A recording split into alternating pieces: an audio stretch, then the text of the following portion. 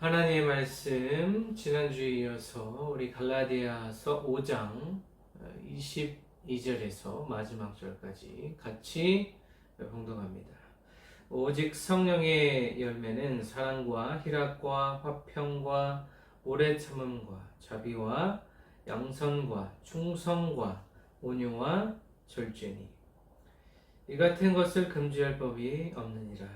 그리스도 예수의 사람들은 육체와 함께 그 정욕과 탐심을 십자가에 못 박았느니라. 만일 우리가 성령으로 살면 또한 성령으로 행할지니 헛된 영광을 구하여 서로 노엽게 하거나 서로 특이하지 말지니라. 아멘. 기도합니다. 하나님 아버지 감사합니다. 오늘도 이렇게 주의 말씀을 듣게 하시고 깨닫게 하시고 그대로 주의 말씀을 실천할 수 있는 힘도 허락하실 줄도 믿습니다. 아버지, 이 땅을 살아가면서 우리의 인생의 궁극적인 관심과 목적이 오직 성령의 열매 맺는데 그곳에 집중하며 살아가는 인생들 될 수 있도록 아버지여 도와주시옵소서. 감사드리며 살아계신 예수 그리스도의 이름으로 기도합니다. 아멘. 오늘 지난주에 이어서 성령의 열매 두 번째 시간으로 하나님의 은혜를 같이 나누고자 합니다. 지난주에는 악의 덕목들에 대해서 우리가 같이 살펴봤다면 이번 주에는 악의 목록이 아닌 이 성령의 열매에 대한 내용으로 같이 은혜를 나누고자 합니다. 우리 육체라는 것, 이 육신이라는 것은 죄의 방향으로, 죄의 방향성을 가지고 있다는 것을 우리가 지난주에 같이 살펴보았습니다. 그래서 이 육체를 자신의 유익과 안일과 자신의 안락함을 위해서, 그 안락함을 위해서만 살아가게 된다면 이 육체라고 하는 것은 결국에는 하나님과 원수 맺는, 하나님과 원수가 되는 길로 갈 수밖에 없다라고 하는 것이 이 육체의 본질이라는 것입니다. 하지만 하나님께서 이 육체를 우리에게 허락하신 이유가 반드시 있다라는 것이죠. 그것은 결론적으로 우리 인생에 이 육체를 부인하고 이 육체를 죽이고 대신에 부활하신 예수 그리스도의 은혜로 살아가는 것, 예수 그리스도의 은혜로 살아가면서 이 땅에 믿지 않는 사람들에게 예수님을 드러내고 또 그 예수님을 드러내는 방법, 그 수단이 하나님의 뜻 가운데 주의 말씀에 합당한 방법으로 예수 그리스도가 전해지게 하는 것이 또 그 예수님을 받아들인 그 사람들, 소위 그리스도인이라고 하는 사람들을 우리가 예수 그리스도의 이름으로 그분들을 섬기고 또 그분들이 또 예수님과 같은 인격으로 다른 사람들을 섬겨서 결국에는 이 땅을 살아가는 모든 사람들이 예수님과 같은 인생, 예수님과 같은 성품을 가지고 살아가게 되는 것, 그것이 곧 하나님의 나라라고 정의할 수 있겠습니다. 이 하나님의 나라에 살아가게 되는 하나님의 백성들, 하나님의 자녀들이 곧 그리스도인이 되는 것입니다. 이 그리스도인들은 결국에는 예수님과 같은 인생을 살아가야 되고 또 다른 사람을 예수님과 같은 인생을, 다른 사람이 예수님과 같은 인생을 살아갈 수 있도록 도와주고 섬기고 그들을 양육하는 것이 그리스도인의 삶의 궁극적인 목적이라고도 볼 수가 있습니다. 그렇다면 이 성령의 열매를 맺으며 예수님의 성품을 회복하는 것이 우리 인생의 가장 중요한 것이라고 했는데 성령의 열매는 구체적으로 어떻게 우리 삶 속에 나타나고 또 열매 맺어야 되는지 오늘 본문의 말씀을 가지고 같이 살펴보겠습니다. 22절 오늘 말씀 보면 오직 성령의 열매는 사랑이다. 사랑으로 시작하고 있습니다. 성령의 열매라는 것은 이 모든 열매는 성령으로부터 기인하고 성령으로부터 비롯된 것이다. 그 근원과 출처가 바로 성령 하나님의 성품이다라는 것입니다. 이 세상의 것이 아니고 우리 육체의 것이 아니고 성령 하나님의 성품이다라는 것입니다. 성령 하나님의 특징이다라는 것이죠. 그래서 이 성령의 열매의 리스트가 이제 쭉 나열되어 있는데 사람의 노력이 아니고 오직 타고난 인격이 아니고 성령으로부터 받은 그 은혜로 인하여서 우리가 살게 되는 것이 바로 그리스도의 은혜이고 또 성령의 열매를 맺어가는 이제 방법이라는 것입니다. 첫 번째 이 사랑이라는 것은 하나님의 성품이죠. 성령 하나님의 성품입니다. 그래서 모든 열매를 포괄할 수 있는 것이 이 사랑이라고도 볼 수 있고 우리 기독교의 가장 핵심적인 진리이며 가치가 바로 이 사랑이라는 것입니다. 이 사랑으로 주변의 모든 허물을 덮어주고 하나님께서 먼저 사랑으로 우리에게 다가오셨기 때문에 이 사랑을 받은 우리도 다른 사람에게 하나님의 사랑을 올바르게 전하는 것이 우리 인생의 가장 큰 목표가 되어야 한다라는 것입니다. 사랑이라는 것은 그리스도 안에 있는 새로운 삶을 나타내는 표시가 됩니다. 이 사랑으로 인하여서 우리가 어떠한 사람인지 드러나게 된다는 것이죠. 사랑이 없는 자, 그리스도를 믿는다고 하면서도 사랑 없이 무례하게 다른 사람을 무시하고 비판하고 다른 사람을 결국 죽음에 이르게 하고 삶의 실패로 인도하는 자들, 그들은 그리스도인들이 아닙니다. 오늘날 사회적으로 많은 이슈가 되고 있습니다. 이 사이비들은 이 교주들의 목적이라고 하면 일종의 사랑이라는 가면을 쓰고 자신을 메시아, 자신을 구세주라고 포장하면서 그 뒤로는 나타나는 열매들이 사단의 열매를 맺고 있다는 것이죠. 사단이 좋아하고 하나님과 원수 맺는 일을 하는 것이 바로 이 시대의 사랑 없는 자들, 그리스도의 사랑을 자신의 욕구를 성취하는데, 자신의 욕구를 만족하는 데 쓰는 자들, 그들이 바로 이 시대의 사입이고 또 사랑 없는 자들이라는 것입니다. 골로새서 3장 12절 14절 말씀을 보게 되면 너희는 하나님이 택하사 거룩하고 사랑받는 자처럼 긍휼과 자비와 겸손과 온유와 오래 참음을 옷 입고 누가 누구에게 불만이 있거든 서로 용납하여 피차 용서하되 주께서 너희를 용서하신 것 같이 너희도 그리하고 이 모든 것 위에 사랑을 더하라. 이는 온전하게 매는 띠니라 라고 기록하고 있습니다. 그래서 이 사랑이라고 하는 것이 결국에는 이 무관심 그리고 이 사랑을 이용하여서 자신의 욕구를 성취하려고 하는 자들, 그들과는 이제 대립되는 속성을 가지고 있다는 것이죠. 이 사랑이라는 것은 결국에는 자신의 유익을 내세우지 않고 자신의 유익은 잠시 접어두고 다른 사람을 위하여 살아가는 것이 하나님의 사랑입니다. 그것을 보여주신 분이 바로 우리 주 예수 그리스도 그리고 하나님의 사랑이라고 볼 수가 있습니다. 이 아가페적인 사랑, 무조건적인 사랑, 내가 무엇을 다른 사람에게 했다고 해서 그 사람이 나에게 주는 사랑이 아니고 하나님이 먼저 일방적으로 우리에게 베풀어 주신 사랑, 우리의 어떤 노력이나 수고가 아닌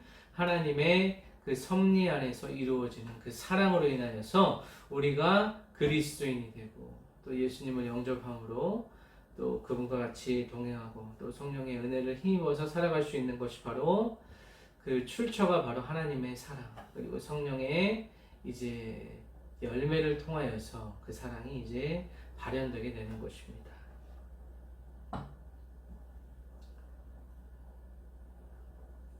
그래서 이 사랑이라고 하는 것이 그리스도인들의 삶의 궁극적인 목표가 되어야 될 줄로 믿습니다.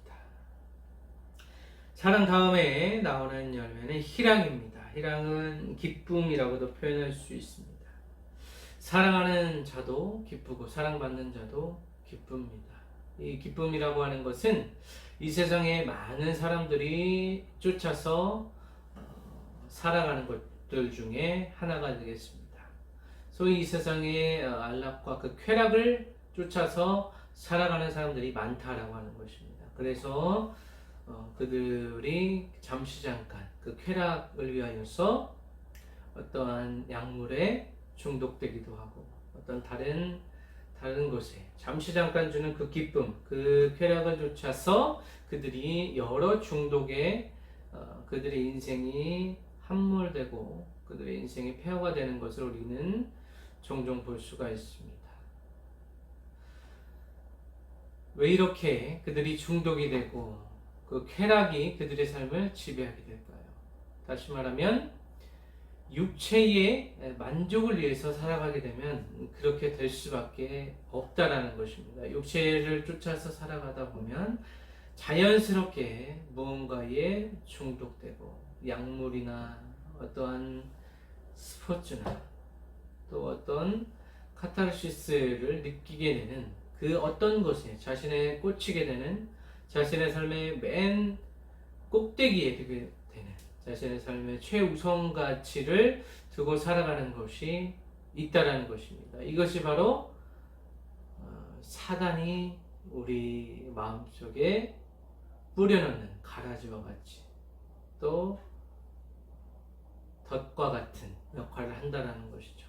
그래서 이러한 올무를 통하여서 우리를 올가매고 이 쾌락이 잠시 잠깐 우리가 느낄 수 있는 그 쾌락이 우리 인생의 전부인 것처럼 착각하게 만드는 것이 바로 사단의 역할이라는 것입니다. 사단은 아주 교묘하게 우리 마음을 흔들게 됩니다.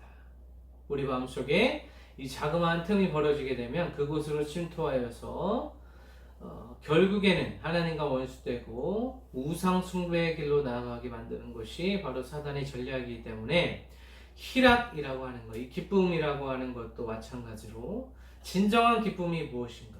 이 세상의 기쁨, 또 반면에 하나님께서 주시는 내적 평안과 또 희락이 있다는 것이죠. 하나님께로부터 내려오는 이 하늘의 선물, 이것을 맛본 자들은 알 수가 있습니다. 하나님께서 우리의 어떤 삶의 환경과 여건에 구애받지 않고 하나님께서 주시는 그 기쁨이라는 것이 있다는 것이죠. 이것을 맛보고 체험한 자들은 세상의 것을 의지하지 않고 세상의 쾌락을 배설물과 같이 여긴다는 것입니다. 그래서 이 희락이 우리에게 임할 때 우리 육체가 건강해지고 또 우리의 영혼이 건강해지는 것입니다. 그러니까 내가 기뻐하는 것이 과연 진정으로 하나님께서 우리에게 허락하신 기쁨인지 아니면 내가 육체의 노력으로 잠시 잠깐 지나가는 그 쾌락의 요소인지 우리는 분명히 분별력을 가지고 영적인 통찰력과 분별력을 가지고 그것을 판가름해 내야 된다는 것입니다. 판가름을 내야 된다는 것입니다. 사랑과 희락과 그 다음으로는 화평이 있습니다. 화평은 하나님과 우리가 원수의 관계에 있을 때 이제 예수 그리스도께서 그 관계를 하나님의 섭리 안에서 그 관계를 평화로 화평으로 만들어 주시게 됩니다. 이것은 결국 피스메이커, 이 평화를 만드는 자가 바로 우리 삶에 그리스도인들이 반드시 행해야 되고 그리스도인들이 지향해야 나가야 될 것이 이 바로 화평이라는 열매라는 것입니다. 그래서 화평, 이 평화는 하나님과 우리 관계가 회복되었듯이 예수 그리스도의 그 십자가 대속의 사건, 그 은혜로 인하여서 하나님과 우리의 관계가 완전히 회복되고 평화를 이룬 것처럼 이제 하나님과 원수 맺고 하나님을 알지 못하는 자들의 삶 속에 맺어져야 할 열매라고도 볼 수가 있습니다.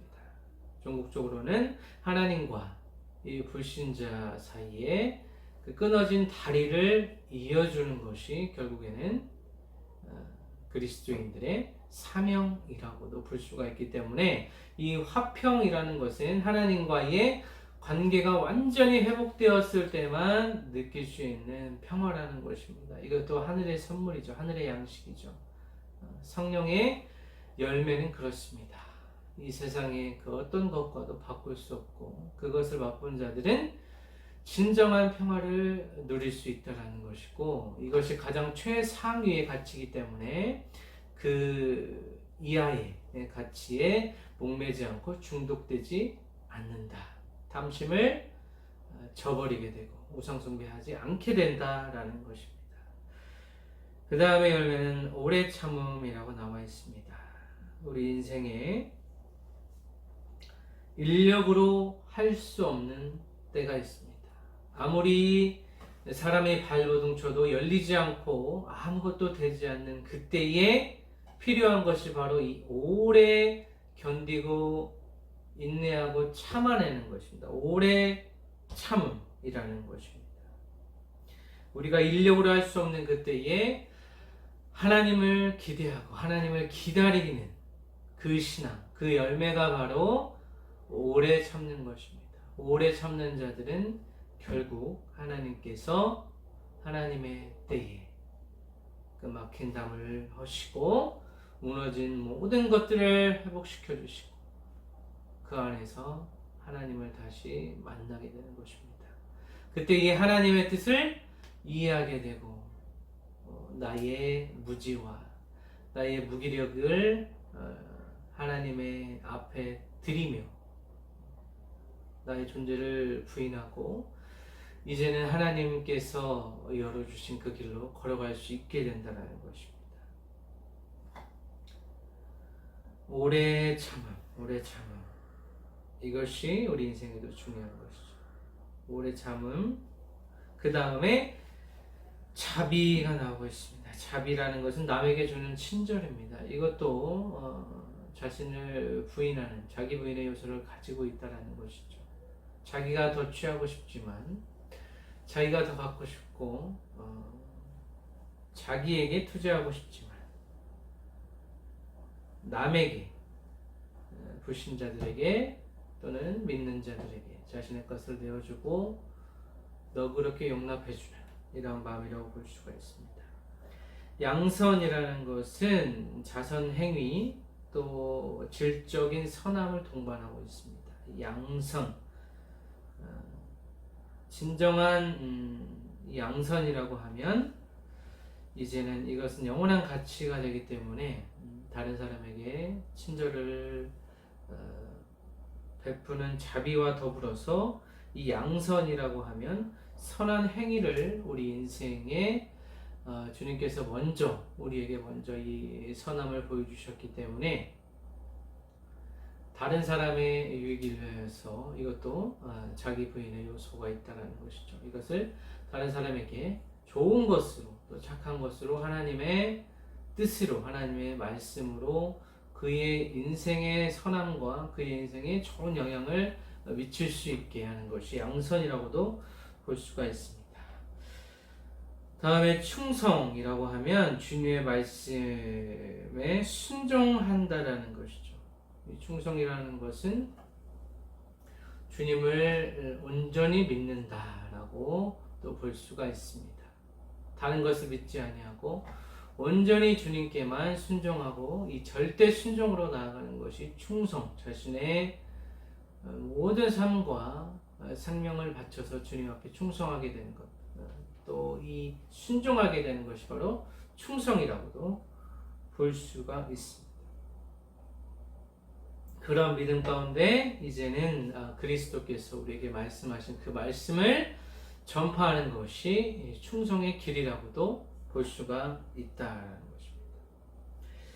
23절 말씀을 보면 온유와 절제니 이 같은 것을 금지할 법이 없다라고 말씀하고 있습니다.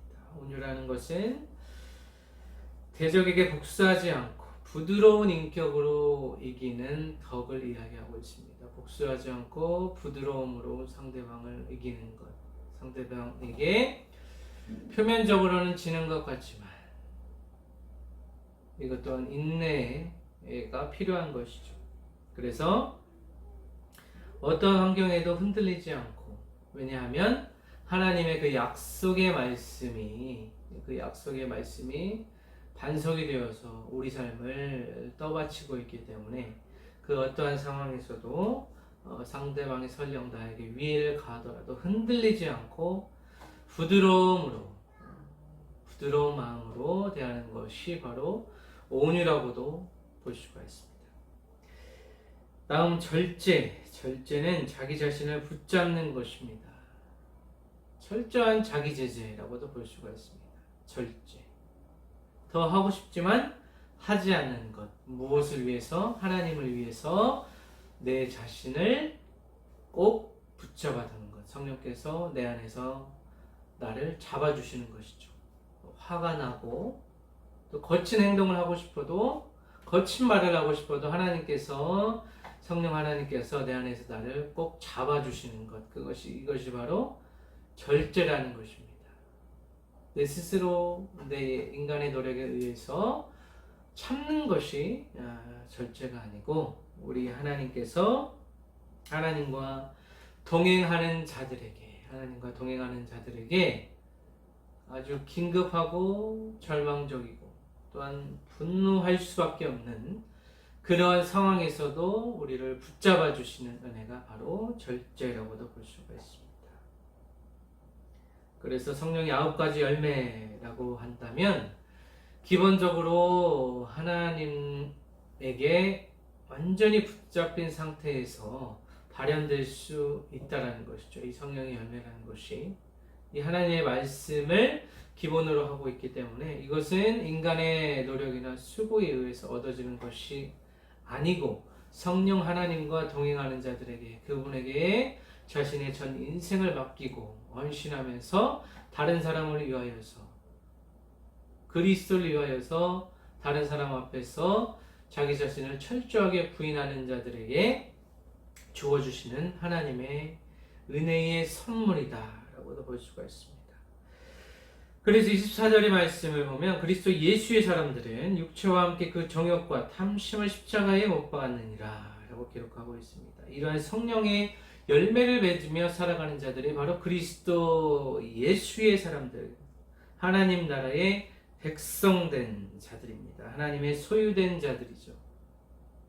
하나님의 소유, 하나님의 백성이기 때문에 그들의 인생은 하나님께서 책임지시고 인도하시고 끝까지 그들을 가만히 버려두지 아니하고 유기하지 아니하고 방관하지 아니하고 끝까지 그들의 인생을 책임지시고 영원토록 그들과 함께 해주시는 것이 하나님의 은혜이고 또 하나님 나라의 백성의 이제 특권이라고도 볼 수가 있다는 것입니다. 여기에서도 육체라는 단어가 나옵니다. 육체는 인간의 부패성이고 모든 죄악의 근원으로 이제 성경에 묘사되고 있습니다. 육체의 부정적인 면과 육체의 긍정적인 면을 우리가 균형 잡힌 시각으로 바라볼 필요가 있다는 것입니다. 이 육체가 부패하고 썩어질 것이고 또 죄를 짓는 도구로서의 역할도 하지만 이 육체가 반면에 거룩한 한 제물이 되어서 하나님 나라를 확장하고 그리스도 예수를 전하고 하나님의 사역을 하게 되는 것이 또 이 육체라는 것입니다. 그래서 이 육체의 약함을 인정하면서 이 육체의 약함이 이제는 하나님이 이 육체를 잡아서 육체를 들어 쓰실 때는 이제는 하나님의 도구로 사용될 수 있다는 것이죠. 우리가 이 하나님의 도구로 우리가 다 쓰임을 받아야 될 줄로 믿습니다. 그래서 육체의 부정적인 측면만 바라보지 마시고 육체의 긍정적인 측면 그리고 육체의 궁극적인 목적, 이 육체를 왜 하나님께서 우리에게 허락하셨는지를 깊이 묵상해 보시기 바랍니다. 육체가 있는 자들은 자동적으로 일어나는 이 죄악의 심리가 있습니다. 이것이 바로 정욕이라는 것이죠. 육체의 정욕, 안목의 정욕, 이생의 자랑으로 요약할 수 있습니다. 육체의 정욕, 육체가 하고 싶은 거, 안목의 정욕 마찬가지죠. 우리가 보이는 대로, 하고 싶은 대로, 우리가 소유하고 싶은 대로, 또 자신의 이생의 자랑, 자신의 명예를 위하여서 다른 사람보다 우월의식을 가진 상태에서, 그 교만한 상태에서 드러내고자 하는 이생의 자랑이라고도 볼 수가 있습니다. 육체의 정욕은 정욕과 함께 탐심이 나옵니다. 탐심은 하나님의 자리에 무언가가 하나님 대신에 있는 것이 바로 이 탐심이고, 이 탐심은 곧 우상숭배라고 볼 수가 있습니다. 우상숭배하는 자들은 하나님 앞에서 이제 멸망을 당하게 됩니다. 그래서 이 탐심이라는 것이 처음에는 작은 욕심으로 시작했다가 결국에는 하나님을 우리 인생에서 제거해버리는 데까지 나아가는 것이 이 탐심이라는 것이죠. 그래서 이 탐심이 결국에는 욕심이 죄를 낳고 죄가 이제는 사망의 길로 우리 인생을 인도한다는 것을 우리는 우리의 마음속에 강력하게 인식하고 있어야 된다는 것입니다.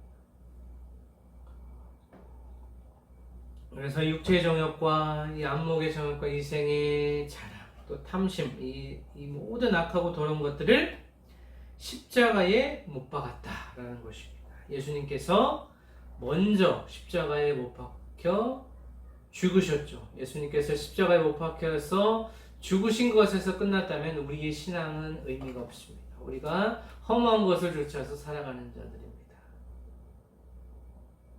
신이 없는 것과 마찬가지죠. 하지만 예수 그리스도께서 십자가에서 죽으시고 다시 부활하시고 또 승천하시고 이제는 재림주로 이 땅에 주님께서 그 언젠가는 이 땅에 주님께서 임하실 것입니다. 그 날과시는 우리는 모릅니다. 아버지만이 그것을 알고 있지만 우리는 그 예수 그리스도의 사역을 믿고 그 말씀을 믿고 따라가는 자들, 그리스도인들이기 때문에 우리도 예수님과 같은, 예수님께서 지상에서 이 땅에서 살아오신 그 방식을 그대로 살아가야 하기 때문에 실제로 십자가에 못 박혀야 된다는 것이 아니고 우리 인생의 십자가라고 하면 자기 부인이라는 말로 대체할 수 있다는 것입니다. 자기 부인, 자기 절제, 자기 부정으로 표현할 수가 있다는 것입니다.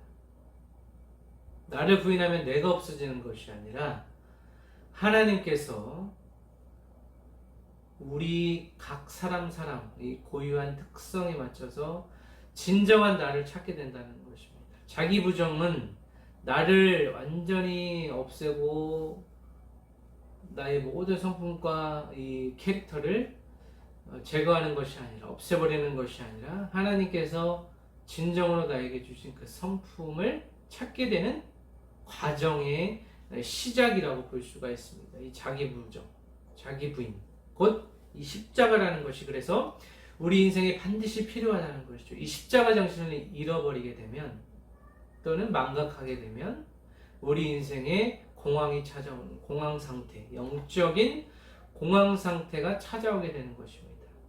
이때는 더 심각하고 빠져나오기 힘든 그 상태로 이제 들어가게 되는 것이죠. 이것이 결국에는 무뎌지고 무감각해진다라고 하면 이제는 배교의 길로, 자신의 인생에 하나님이 전혀 필요가 없고 아무런 필요성을 느끼지 못하는 이 돌과 같이 딱딱한 마음을 가지게 되는 것이 우리 육체의 한계라고도 볼 수가 있습니다.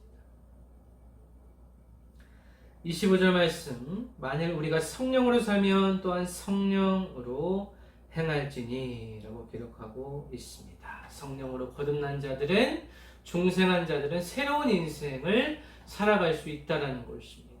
전에는 이제 자신의 노력과 힘으로 살아갔다고 한다면 이제는 성령님께 모든 것을 맡기고 그분께서 공급해 주시는 그 힘으로 살아가는 것, 그 능력으로 살아가는 것이 곧 이 새로운 사람, 새 사람, 옛사람이 아니고 옛사람의 옷을 벗어버리고 그리스도로 옷 입고 새 사람으로 살아가는 것이 곧 그리스도인들이라는 것입니다. 성령으로 함께 살아가는 자들이라는 것입니다. 행한다는 것은 행렬을 지어서 서거나 가거나 한다라는 것입니다. 믿는 자들이 예수 그리스도의 뒤를 쫓아서 질서 있게 걸어가는 것, 이것이 바로 행한다라고도 볼 수 있고, 성령 하나님의 인도대로 규율 있게 순종하는 것이라고도 볼 수가 있습니다. 빌립보서 2장 12절에서 13절, 빌립보서 2장 12절 13절 말씀을 보면, 그러므로 나의 사랑하는 자들아, 너희가 나 있을 때뿐 아니라 지금 나 없을 때에도 항상 복종하고 두렵고 떨림으로 너희 구원을 이루라. 너희 안에서 행하시는 이는 하나님이시니 자기의 기쁘신 뜻을 위하여 너희에게 소원을 두고 행하게 하시나니 라고 기록하고 있습니다. 우리의 구원은 값싼 구원이 아닙니다. 우리의 구원이라고 하는 것은 결국에는 예수 그리스도의 그 보배로운 피로, 그 값을 매길 수 없는 그 귀한 피로 하나님이 우리에게 허락하신 은혜입니다. 이것을 반드시 기억하고 두렵고 떨림으로 우리 인생에서 구원을 이루라라고 바울 사도는 이야기하고 있습니다.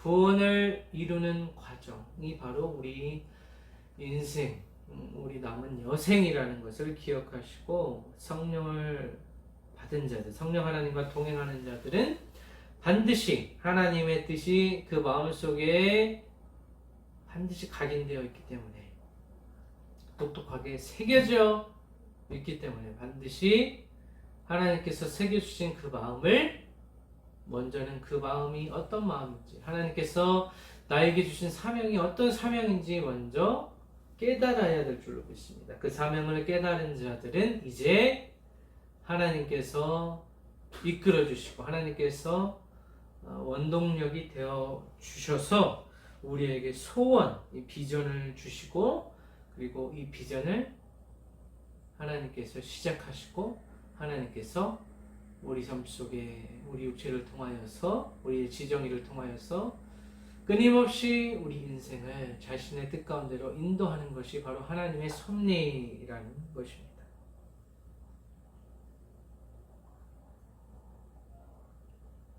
(26절) 마지막으로 읽습니다. 헛된 영광을 구하여 서로 노엽게 하거나 서로 투기하지 말지니라 라고 기록되어 있습니다.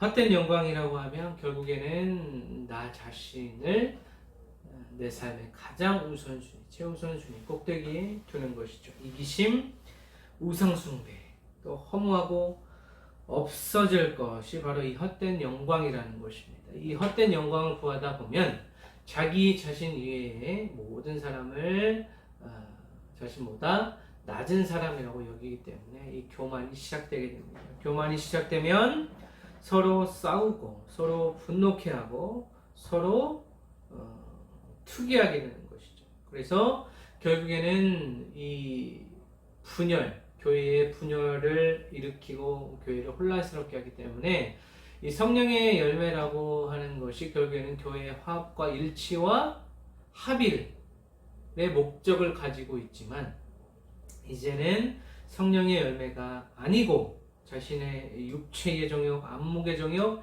이생의 자랑에 따라서 헛된 영광을 구하며 살아가게 되는 자들은 결국에는 교회의 파멸과 교회의 분열을 가져오게 된다는 것입니다. 그래서 성령의 열매라고 하는 것이 결국에는 하나님으로부터 그 성령 하나님의 이 성품이라고도 볼 수 있는데, 이런 성품을 회복하게 되면 개인적으로 날마다 이 성화의 은혜를 입게 되는 것도 있지만, 이 개인이 이 성령의 열매를 맺어 나갈 때 결국에는 이 하나님의 무리들, 하나님께서 불러낸 이 무리들, 이 교회 공동체, 이 에클레시아가 하나님의 뜻에 맞는, 하나님의 사명을 감당하게 되는 공동체가 된다는 것이죠. 그래서 성령의 열매를 하나씩 맺게 되면 교회가 점점 더 예수 그리스도의 성품을 회복하고 예수님께서 하신 그 사역을 제대로 할 수 있게 된다는 것입니다. 네, 오늘 말씀을 맺겠습니다. 지난주에서 성령의 열매라는 제목을 가지고 말씀을 전했는데, 우리 육체에 양면성이 있다는 것입니다. 이것을 먼저 기억할 필요가 있습니다. 우리 육체는 악의 근원이고 또 부패하고 썩어 없어질 것이지만, 반면에 이 육체를 가지고 살아가는 우리 인생이 하나님께서 이 육체를 잡으시면 하나님의 도구로 사용될 수 있다는 것입니다. 거룩한 산재물로 예수님을 드러낼 수 있다는 것입니다. 전에도 말씀드렸지만 이 시대에 소위 자신을 예수라, 메시아라 하는 자들이 교회에 어떤 혼란을 가져오고 그리스도를 전하는 데 많은 방해 요소가 되고 있습니다. 이런 시기에 우리의 신앙, 또 우리의 전도 방법, 또 우리의 삶 속에서 어떻게 예수님을 드러내야 할지, 답은 우리 삶 속에 성령의 열매가 반드시 있어야 된다는 것입니다. 이 성령의 열매는 예수 그리스도의 향기이고 예수 그리스도를 전할 수 있는 가장 강력한 도구가 되는 것입니다. 그래서 우리 인생의 이 성화라고 하는 것이 하나님 나라를 확장시키고 주변의 모든 사람들과의 관계에서 평화를 가져오고, 그 공동체가 결국에는 예수 그리스도가 중심이 되고 예수 그리스도의 성품으로 그 각각의 구성원들이 변화되기 때문에 이 성령의 열매에 굉장한 파괴력, 악한 원수를 대적하는 파괴력이 있는 것과 동시에 교회를 하나로 운집하고 교회가 예수 그리스도를 머리로 하는 이 교회가 더 거룩하고 또 이 세상에서 강력한 선한 영향력을 가질 수 있게 된다는 것입니다. 이런 것이 한국교회는 많이 무너지고 있는 모습, 주변의 여러 교회가 무너지고 있는 모습들이 보여지고 있습니다. 그것을 세상의 미디어가 노출하고 주의 종들이 타락하고 범죄를 일삼는 것, 또 사이비들, 또 그 교주들이 인하여서 예수 그리스도의 명예가, 그 이름이 땅에 떨어지는 시대에 우리는 살아가고 있습니다. 그래서 궁극적으로는 우리가 성령의 열매를 맺는 것이 아무것도 아닌 것 같아도 이것이 시작이 되어서 우리 자신이 회복되고 교회가 회복되고 교회에 대한, 예수님에 대한 사회의 부정적인 인식을 개선할 수 있는 그 시작점이 될 수 있다는 것입니다. 그렇게 하기 위해서는 우리가 먼저 우리 삶 속에 우리의 성품이 성령의 열매로 채워져야 될 줄로 믿습니다. 물론 본능적인 욕구, 이 욕구를 완전히 이 땅을 살아가면서 저버릴 수는 없습니다. 하지만 작은 부분부터 정리하면서, 작은 부분부터 나의 인격을 다듬어 가면서, 또 우리 안에 계시는 성령님을 온전히 의지하여서 하루하루 자신의 삶에서 최선을 다하며 성실하고 정직하게 일하는 가운데, 또 우리의 그 삶의 터전에서, 우리의 자녀들과 우리의 그 직장에서, 또 우리가 만나는 모든 사람들에게 예수님의 성품으로 그들에게 다가간다면 많은 말이 필요 없을 것입니다. 우리 인생에서 가장 궁극적인 관심, 가장 궁극적인 목표가 바로 예수 그리스도가 되어야 합니다. 예수 그리스도가 되어야 한다는 것은 결국에는 예수 그리스도가 이 땅에서 살다 가신 그 인생을 이 시대, 이 현대 시대에 맞게 재현하는 것이 우리의 삶의 유일한 목적이며 또 목표이고 또 최우선 가치에 두어야 될 줄로 믿습니다.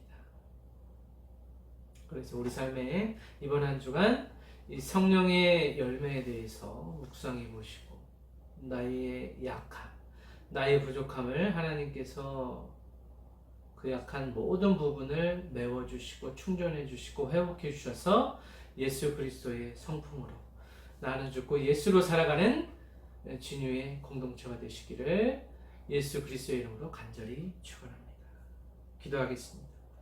아버지와 부족한 종이 말씀을 전했습니다. 이 땅을 살아가면서 실추된 교회의 또 실추된 또 예수 그리스도의 이름, 그 이름이 이제는 다시 높여질 수 있도록 우리 삶 속에 예수 그리스도의 성품 허락하여 주셔서 성령의 열매를 맺으며 선한 영향력을 다시 한번 회복하며 이 땅을 살아나갈 때에 우리의 직장과 가정과 모든 삶의 터전 위에 이제는 예수님께서 자정하여 주시고 예수께서 이 모든 것들을 모든 질서를 회복하시고 모든 더러운 것들 제하시고 주님의 그 성품으로 그 거룩함으로 덮어주시고 또 성령의 인재로 인하여서 우리가 하나님의 말씀을 깨닫고 그 깨달은 말씀을 하루하루 순종하며 절대 순종으로